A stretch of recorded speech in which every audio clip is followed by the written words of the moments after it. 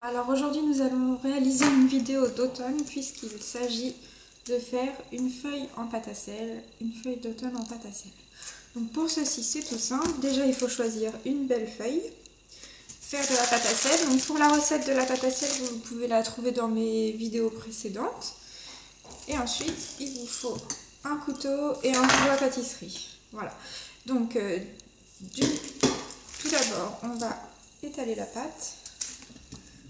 Alors pour cette feuille là, en fait ma pâte je l'ai teintée avec donc de la peinture.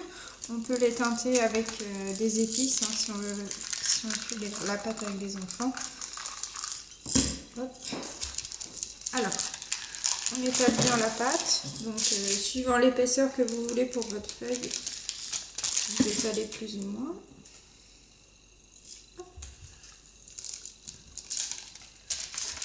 Voilà. Et après c'est tout simple, donc on pose la feuille sur la pâte, on l'écrase bien pour avoir la forme et la marque des nervures, et puis ensuite on découpe tout autour. Voilà. Donc pour la cuisson, ça dépend de l'épaisseur.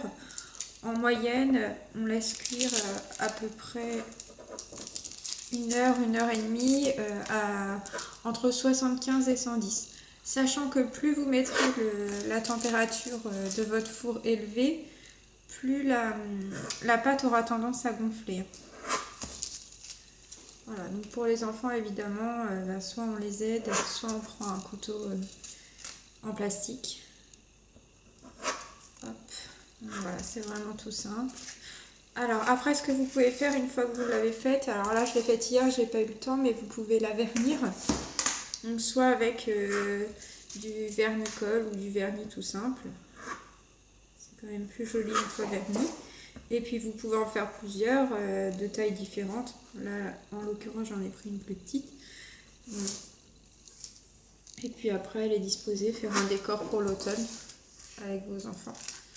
Voilà, donc en fait c'est tout simple, on découpe tout autour. Mettez-vous sur une feuille de papier sulfurisé, parce que comme c'est assez fin, après sinon avant de la cuire, pour la décoller vous allez avoir du mal. Là vous avez juste à la mettre dans le four directement. Hop.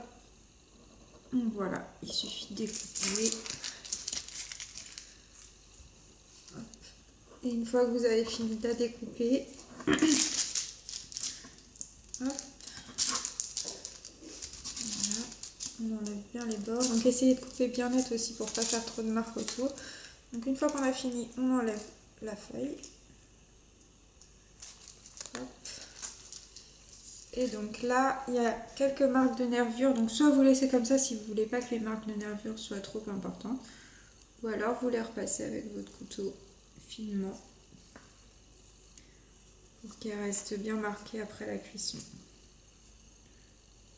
Voilà, comme ceci. Hop. Voilà. Et après, il n'y a plus qu'à mettre à cuire. Donc, comme je vous disais, environ donc, 1 heure et demie, entre 70 et 75, suivant si vous voulez que ce soit gonflé ou pas. Plus la température est élevée, plus ce sera gonflé. Plus la température est basse, plus ça restera plat. Là, par exemple, j'ai laissé à une température basse pour que ça gonfle pas trop. Voilà, au revoir tout le monde.